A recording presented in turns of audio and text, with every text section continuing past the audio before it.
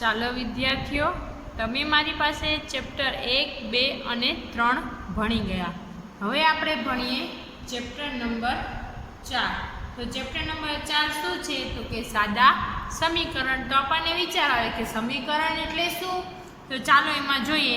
તો કે સમીકરણની રચના કેવી રીતે થઈ હતી? તો કે ચાલો અમીનાનું ઉદાહરણ લઈએ. અમીનાએ સારાને સંખ્યા ધારવાનું કહ્યું કે જે સંખ્યા અમીના જાણતી નથી તેના માટે તે સંખ્યા 1થી કરીને 100 સુધી એટલે કે અનંત સુધી માની કોઈ પણ હોઈ શકે. એટલે કેમ કે છે કે 1થી 10 સુધી, પછી 11થી કરીને 100 સુધી, પછી 100થી કરીને અનંત સુધી કોઈ પણ સંખ્યા હોઈ શકે છે. એવું તું મને કે મેં કઈ સંખ્યા ધારી છે. તો ચાલો આ અજ્ઞાત સંખ્યાને x કહીએ. તો જે આપણે ધારીએ છીએ એને શું કહેવાનું? x કહેવાનું. તમે y અને t અથવા કોઈ પણ મૂળાક્ષર x ની જગ્યાએ લઈ શકો છો. એટલે કે કોઈ પણ એવું જરૂરી નથી કે x જ લેવાનું. કોઈ પણ x, y, z, t કંઈ પણ લઈ શકો છો. તેની સાથે કોઈ ફરક પડતો નથી. જ્યારે સારા ધારેલ સંખ્યાને 4 વડે ગુણે છે, એટલે કેમ કીધું કે એ સંખ્યાને 4 વડે ગુણવાનું એટલે 4x મળે છે. મળેલા પરિણામમાં 5 ઉમેરતા 4x વત્તા 5 મળે છે. અને 4x વત્તા 5ની કિંમત xની કિંમત પર આધાર રાખે છે. આમ x બરાબર 1 હોય તો 4x વત્તા 5 બરાબર 4 ગુણ્યા 1 વત્તા 5 બરાબર 9 થાય. તેનો અર્થ એ થાય છે કે સારા 1 વિચાર્યો હોત તો તેનો પરિણામ કેટલું મળ્યું હોત? 9. એટલે કે આ જે સમીકરણ બનાવ્યું, સમીકરણમાં એને કિંમત મૂકી x બરાબર આવે એ, અને કિંમત મૂકી અને વિચાર્યું કે શું મળી શકે. બરાબર? તો એને શું મળ્યું? એવું 9 વિચાર્યું, 9 એણે વિચાર્યું એવું હોઈ શકે હોય. તો તે જ રીતે પણ 5 વિચાર્યું હોય તો x બરાબર 5 લઈએ તો આમાં xની જગ્યાએ 5 કિંમત મૂકો એટલે 25 આવે. આમ સારાએ 5 પસંદ કર્યા હોય તો પરિણામ કેટલું મળે? 25 મળે. તો એના વિશેની વધારે માહિતી તો તમે શું છે, કેવી રીતે ખાલી ધારવાનું છે ને એ આપણે શીખવાનું છે. જેમ તમે દાખલા ગણશો એટલે તમને તે આવડી જશે. તો એવી રીતે સમીકરણની રચના થઈ છે એમ કહી શકીએ છીએ. તો હવે આપણે એમાં જોઈએ તો કે સમીકરણ શું છે, એટલે કે સમીકરણ એટલે શું? તો એમાં જોઈએ તો સમીકરણમાં હંમેશા સમાનતાનું ચિહ્ન હોય છે. સમાનતા એટલે કે બરાબર નિશાની. સમાનતાનું ચિહ્ન દર્શાવે છે કે પદાવલીમાં ચિહ્નની ડાબી બાજુ એટલે કે ડાબી હાથની બાજુ અથવા LCM LHC ની કિંમત અને ચિહ્નની જમણી બાજુ જમણા હાથની RHS ની કિંમત સરખી થાય છે. એટલે કે જેટલા ડાબી બાજુ હોય ને એટલા જમણી બાજુ હોય, વચ્ચે બરાબરની નિશાની હોય. સમીકરણ 4.1 માં ડાબી બાજુ 4x વત્તા 5 અને જમણી બાજુ 65 છે. હવે સમીકરણ 4.2 માં ડાબી બાજુએ 10y -20 અને જમણી બાજુ 50 છે. તો y ની આપણે કિંમત મૂકીએ તો આપણને મળી જાય છે કે ડાબી બાજુ બરાબર જમણી બાજુ થાય. તો એવી જ રીતે આપણે જો અહીંયા જોઈએ, જો LHC અને RHC એટલે લેફ્ટ હેન્ડ સાઈડ અને રાઈટ હેન્ડ સાઈડ વચ્ચે સમાનતા સિવાયની કોઈ પણ બીજી નિશાની હોય તો તે સમીકરણ હોતું નથી. જો ડાબી બાજુ એટલે કે લેફ્ટ હેન્ડ સાઈડ અને રાઈટ હેન્ડ સાઈડ એ બંને વચ્ચે જો બરાબરની નિશાની હોય ને તો જે એ સમીકરણ છે. સમીકરણ હંમેશા વચ્ચે બરાબરની નિશાની આવે. જો સમીકરણમાં બરાબરની નિશાની ના આવે તો એ સમીકરણ હોતું નથી. આમ 4x વત્તા 5 પછી શું છે? ગ્રેટર ધેન 65 એ સમીકરણ નથી, કારણ કે વચ્ચે એમાં ગ્રેટર ધેનની નિશાની છે. આપણે કોની જરૂર છે? તો કે બરાબરની. 4x વત્તા 5ની કિંમત 65 કરતાં વધુ છે. તે જ રીતે 4x વત્તા લેસ ધેન 65 એ સમીકરણ નથી. તે દર્શાવવા છે કે 4x વત્તા 5ની કિંમત કેટલી છે? એનાથી 65થી ઓછી છે. તો એવું આપણે કહી શકીએ છીએ. તો ચાલો આપણે એમાં આગળ ચેપ્ટરમાં જોઈએ. ચાલો એમાં આપણે આ ચેપ્ટરમાં સાદા સમીકરણમાં કયા કયા પોઈન્ટ ભણવાના છે. તો પહેલો સમીકરણની રચના જે આપણે જોઈ હમણાં. પછી ચલની સમજ એટલે કે ચલ એટલે x, y, z, a, b, c, d કોઈ પણ અંક આપણે લઈ શકીએ છીએ. ચલ એને ચલ કહેવાય. હવે સમીકરણ એટલે શું એ પણ આપણે જોઈએ કે જેમાં ડાબી બાજુ અને જમણી બાજુ બંને બાજુ સરખી હોય ને વચ્ચે બરાબરની નિશાની હોય તો એને આપણે સમીકરણ કહી શકીએ. એટલે કોઈ પણ સમીકરણ આપેલું હોય એમાં વચ્ચે જો બરાબરની નિશાની આપેલી છે તો જે સમીકરણ હોય નહીંતર તે સમીકરણ હોતું નથી.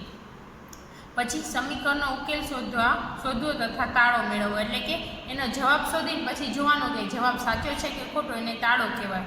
ઉકેલથી સમીકરણ સુધી, એટલે કે ઉકેલથી પાછું સમીકરણે પહોંચવાનું. પછી વ્યવહારુ પરિસ્થિતિમાં સરળ સમીકરણની ઉપયોગિતા, તો એ આપણે જેમ આગળ તમે સ્વાધ્યાય 4.1, 4.2 અને 4.3 જોશો, આમાં આ 3 પોઈન્ટ એમાં આવવાના છે. એમાં યાદ રાખવાના મુદ્દા કયા કયા છે આમાં, તો એ આપણે જોઈએ. એમાં યાદ રાખવાના મુદ્દા: ચલની જુદી જુદી કિંમતો હોઈ શકે જ્યારે અચલની ચોક્કસ કિંમત હોય છે. એટલે કે ચલ જે છે ને જુદી જુદી કિંમતો, એટલે કે ચાલ x, y, z એ બધા ચલો, એની કોઈ પણ જો 2x હોય, 2t હોય, 5s હોય, એવી રીતે કોઈ પણ એ જુદી જુદી કિંમતો હોય કે છે જ્યારે અચલને ચોક્કસ કિંમત હોય. તો 65 છે તો એ 65 શું છે? ચોક્કસ જ છે. સુરેખ સમીકરણનું વ્યાપક સ્વરૂપ, એટલે સુરેખ સમીકરણો એનો વ્યાપક સ્વરૂપ શું છે? ax + b બરાબર 0 છે, જ્યાં a, b અચળ સંખ્યાઓ છે અને a બરાબર 0 છે, નથી 0 નથી, બરાબર. એટલે a બરાબર 0 નથી ને આ અચળ સંખ્યા છે, એટલે કે જો વચ્ચે બરાબરની નિશાની આવી એટલે તે સમીકરણ છે. સુરેખ સમીકરણમાં એક જ ઘાતવાળો એક જ ચલ હોય છે. એટલે કે સુરેખ સમીકરણમાં શું હશે? તો એ જે એની એક કોઈ પણ ચલ હશે ને, એટલે x, y, z, a, b, c એની ઘાત કેટલી હશે? એક જ હશે. પ્રત્યેક સમીકરણનો ઉકેલ સમાનતાની પૂર્વધારણાનો ઉપયોગ કરીને શોધવામાં આવે છે. એટલે કે કોઈ પણ વિચાર આના બરાબર x, આના બરાબર y, એના દ્વારા આપણે ઉકેલ મેળવી શકીએ છીએ. સમીકરણની ડાબા અને જબાનું મૂલ્ય હંમેશા સરખું હોય છે. એટલે કે ડાબી બાજુ અને LHC એટલે લેફ્ટ હેન્ડ સાઈડ અને રાઈટ હેન્ડ સાઈડનું, એટલે કે ડાબી બાજુ અને જમણી બાજુનું મૂલ્ય કેવું હોય છે? સરખું હોય છે. સમીકરણના ઉકેલને સમીકરણનું બીજ પણ કહે છે. એટલે કે સમીકરણના ઉકેલને શું કહેવાય? સમીકરણનું બીજ કહેવામાં આવે છે. એના પછી છે સમીકરણમાં ડાબાથી જબા કે જબાથી ડાબા પદ લઈ જતા તેનું ચિહ્ન બદલાય છે. હવે ડાબી બાજુ હોય ને, જો ડાબી બાજુ પ્લસ હોય તો જમણી બાજુ આપણે એને બદલાવીએ, એટલે જમણી બાજુ મોકલીએ છીએ તો એ પ્લસ હોય તો એ કેવું થઈ જાય? માઇનસ થઈ જાય છે. અને જમણી બાજુ માઇનસ હોય તો ડાબી બાજુ જાય તો કેવું થઈ જાય છે? પ્લસ, એટલે કે એની નિશાની બદલાઈ જાય છે. જેમ કે પદના સરવાળા હોય તો બાદબાકી લેવાય અને બાદબાકી હોય તો સરવાળા લેવાય, ગુણાકાર હોય તો ભાગાકાર લેવાય અને ભાગાકાર હોય તો ગુણાકાર લેવાય. સમીકરણમાં ડાબી બાજુ અને જમણી બાજુની વિગતોની અદલાબદલી થઈ શકે છે, તો સમીકરણ તેનું તે છે. એટલે કે કોઈ પણ એની વિગતો એમાં અદલાબદલી કરો તો પણ સમીકરણ તો શું રહે છે? એનો એ જ રહે છે. તો ચાલો એમાં આપણે જોશું આગળ. સ્વાધ્યાય 4.1 આપેલ કોષ્ટકનું છેલ્લું ખાનું પૂર્ણ કરો. તો હવે એમાં જો સમીકરણ આપેલા છે, તો મેં તમને કીધું કે આપણને જોવું હોય કે સમીકરણ કેવી રીતે છે, તો એમાં શું હશે? તો કે વચ્ચે બરાબરની નિશાની હોય બંને, એટલે કે આને ડાબી બાજુ કહેવાય ને આને જમણી બાજુ કહેવાય. વચ્ચે બરાબરની નિશાની હોય તો એ શું છે? સમીકરણ છે. હવે આને આપણે શું કહી દઈશું? ડાબા કહી દઈશું. અને આને આપણે 0 ને શું કહી દઈશું? તો કે જબા, એટલે કે ડાબી બાજુ અને જમણી બાજુ. હવે શું કરવાનું છે? એમાં પહેલાં આ ક્રમ આપેલા છે, પછી આ સમીકરણ, પછી આ કિંમત. તો જે આપેલું હોય ને, હવે x બરાબર 3 છે તો x ની જગ્યાએ 3ની કિંમત મૂકવાની, પછી જોવાનું કે ડાબા અને જબા બંને સરખા થાય છે. હવે કહું કે સમીકરણનું સમાધાન થાય છે? જો થાય તો હા અને ના થાય તો ના. તો એવી જ રીતે જો અહીંયા છે x + 3, તો એને આપણે ડાબી બાજુ આપ્યું ને આને જમણી બાજુ આપ્યું. હવે આપણને શું કરવાનું છે? તો કે અહીંયા જે ડાબી બાજુ છે અહીંયા x ની કિંમત મૂકવાની છે. તો x ક્યાં છે? ડાબી બાજુ છે. તો x બરાબર કેટલા લેવાના છે? તો કે x બરાબર 3. તો હું અહીંયા લખું ડાબા બરાબર કેટલા? x ની જગ્યાએ 3 લેવાના છે, એટલે કે 3 + 3. અને આ જે જમણી બાજુ છે વચ્ચે બરાબર છે તો બરાબર, જમણી બાજુ 0 છે. તો આનું સાદું રૂપ મારે આપવું હોય ને પછીનો સ્ટેપ 3 ને 3 કેટલા થાય? 6 અને આ 0. તો ડાબી બાજુ બરાબર 6 મળ્યા અને જમણી બાજુ બરાબર 0 હતા. તો એ બે સમાન છે. જો સમાન હોય તો એનું સમાધાન થાય છે, પણ એ બે સમાન નથી, કારણ કે કાં બંને 0 હોવા જોઈએ કાં બંને 6 જ હોવા જોઈએ. એટલે કે આ સમીકરણ સમાન નથી. તો અહીંયા શું આવી જાય? ના. એવી જ રીતે બીજામાં પણ આને ડાબી બાજુ અને આને જમણી બાજુ. હવે ડાબા બરાબર અહીંયા શું લેવાનું છે? x બરાબર 0. તો આ ડાબા બરાબર શું છે? x + 3 છે. તો x ની જગ્યાએ 0 + 3 બરાબર આ જે 0 છે એ 0 + 3. આના પછીનો સ્ટેપ 0 + 3 કરો એટલે કે 3 બરાબરના બરાબર 0 નો 0. તો તો 3 બરાબર 0 થાય ના થાય, કાં બે જગ્યાએ 0 આવવા જોઈએ ને કાં બંને જગ્યાએ 3 આવી જાય, એટલે કે ડાબી બાજુ અને જમણી બાજુ બંને સરખી નથી, એટલે કે અહીંયા શું આવે તો કે ના. એવી જ રીતે એના પછી છે x બરાબર કોની કિંમત મૂકવાની છે તો કે -3ની. હવે આ ડાબી બાજુ છે x વત્તા 3, તો x ની જગ્યાએ -3 વત્તા 3 બરાબર 0. હવે માઇનસ પ્લસ કેવા થાય માઇનસ, 3માંથી 3 જાય એટલે કેટલા વધે 0, એટલે ડાબી બાજુનો જવાબ મળ્યો 0 અને જમણી બાજુનો નો 0. તો બંને સમાન છે, એટલે કે બંનેનું સમાધાન થાય છે તો કે હા. તો અહીંયા લખવાનું હા, તમને ખાલી હા નાનો જવાબ લખવાનો, આ તમારી સમજૂતી માટે છે. એના પછી છે x - 7 બરાબર 1, તો x બરાબર કોની કિંમત મૂકવાની આની, તો આ જે ડાબી બાજુ છે અહીંયા લખું x બરાબર કેટલા છે અહીંયા 7 લેવાના, 7 પછી અહીંયા જે વચ્ચે માઇનસ છે તો માઇનસ અહીંયા 7 બરાબર જમણી બાજુ બરાબર 1 છે તો 1, 7માંથી 7 જાય એટલે 0 બરાબર 1. તો આ બંને સરખા છે, ડાબી બાજુ ને જમણી બાજુ સરખા છે તો લખવાનું ના નથી, તો ના. એવી જ રીતે અહીંયા x - 7, હવે x બરાબર કેટલા લેવાના છે તો કે 8, તો કે 8 - 7 બરાબર 1. બીજો છે 8માંથી 7 જાય એટલે 1 બરાબર ને બરાબર, ને જમણી બાજુ 1 છે તો 1, તો બંને 1 1 સરખા આવ્યા તો કે હા. તો અહીંયા શું આવે હા. એવી જ રીતે એના પછીનું 5x બરાબર 25. હવે 5 ના 5 x બરાબર શું લેવાના છે તો કે 0, તો અહીંયા 0 લઉં બરાબર 25. 5 ગુણ્યા 0 કરો એટલે કે 0 બરાબર 25. 0 બરાબર 25, ડાબી બાજુ બરાબર 0 અને જમણી બાજુ બરાબર 25, તો સરખા છે તો કે ના, તો લખવાનું નથી. એવી જ રીતે અહીંયા એક્સની જગ્યાએ કેટલા લેવાના છે, આમાં 5 લેવાના, તો અહીંયા જે ડાબી બાજુ છે એ લખીએ 5, એક્સની જગ્યાએ આ 5 લેવાના છે તો 5 બરાબર 25.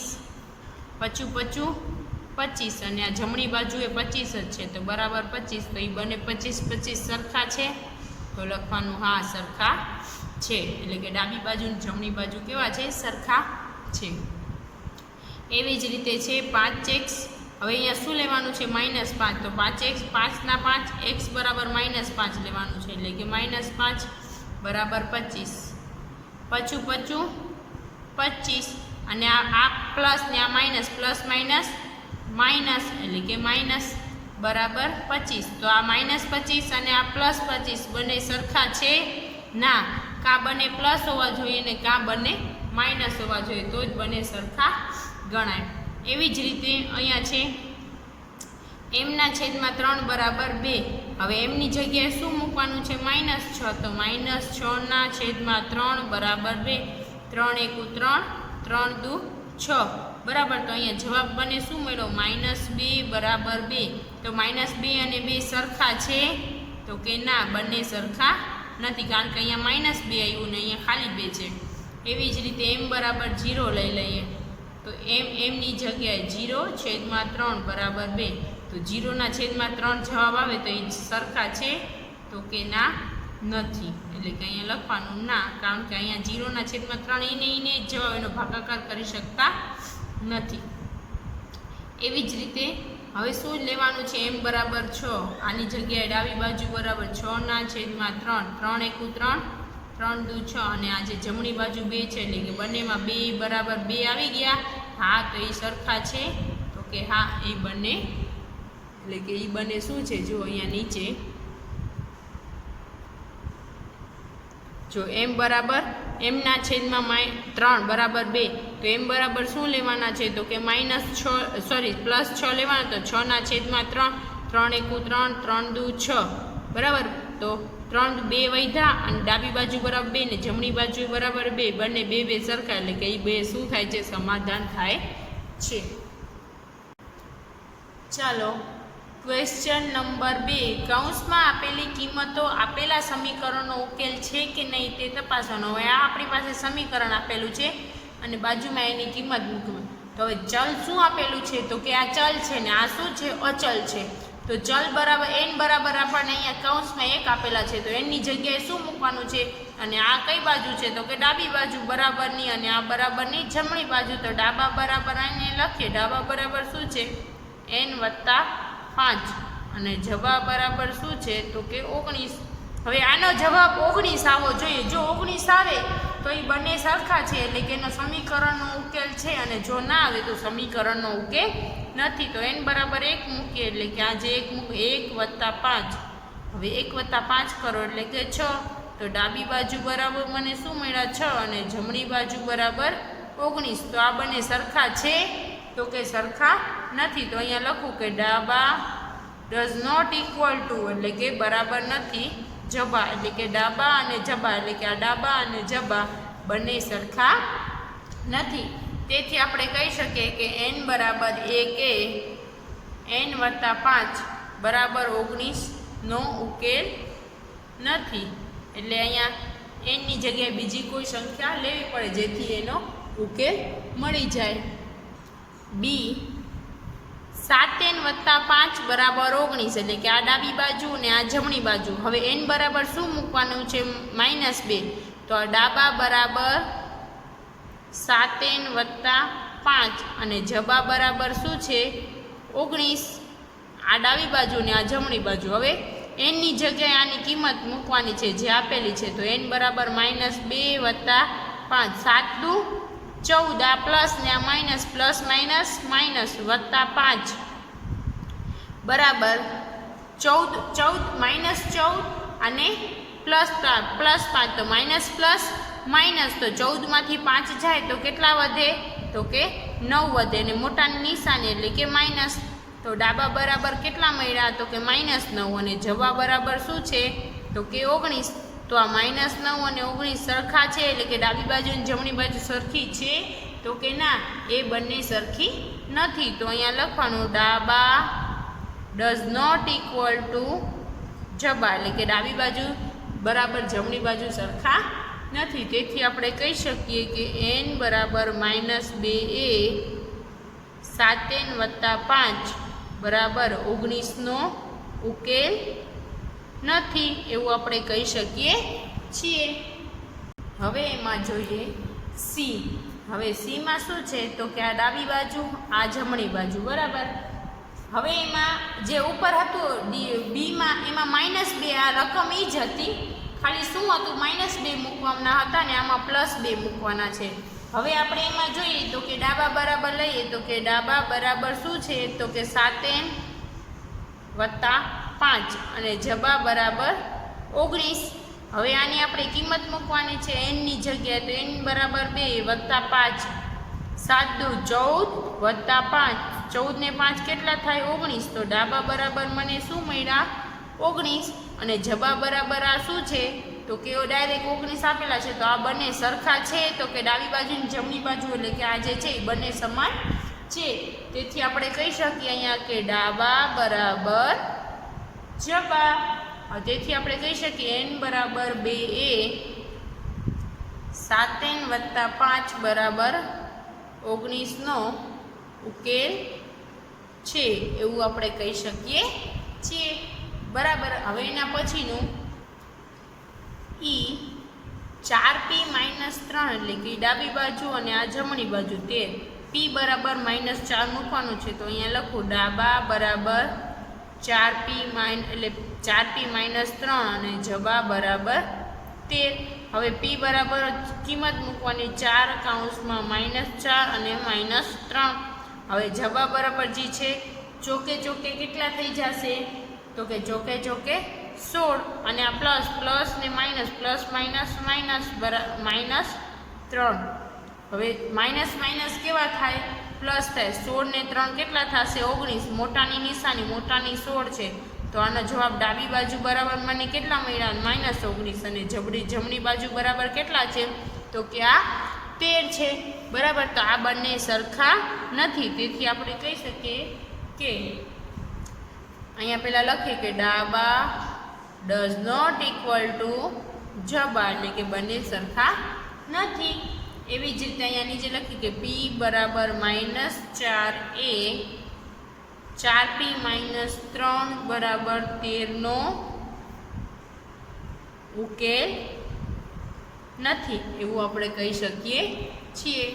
હવે એના પછીનો આપણે જોઈએ તો કે એફ. 4p માઇનસ 3 બરાબર 13. હવે p બરાબર આગળનો જે દાખલો હતો એમ સેમ જ રકમ છે, ખાલી પીની કિંમત બદલાવી નાખી છે. તો કે ડાબા બરાબર 4p માઇનસ 3 જબા બરાબર 13. હવે ડાબી બાજુ 4p માઇનસ, તો 4 ના 4 પીની જગ્યાએ શું લેવાનું છે? 0 માઇનસ 3 બરાબર. હવે 4 ગુણ્યા 0 કરો એટલે કે 0 માઇનસ 3 એટલે કેટલા આવે? માઇનસ 3 આવે. મોટાની નિશાની માઇનસ બરાબર. અને એટલે કે ડાબી બાજુ બરાબર શું મળ્યા? તો કે માઇનસ 3. અને જમણી બાજુ બરાબર કેટલા મળ્યા? તો કે 13. તો બંને ડાબી બાજુ જમણી બાજુની કિંમત સરખી નથી એટલે લખવાનું ડાબા ડઝ નોટ ઇક્વલ ટુ જબા. તેથી આપણે કહી શકીએ કે p બરાબર 0 એ 4p માઇનસ 3 બરાબર 13નો ઉકેલ નથી એવું આપણે કહી શકીએ છીએ.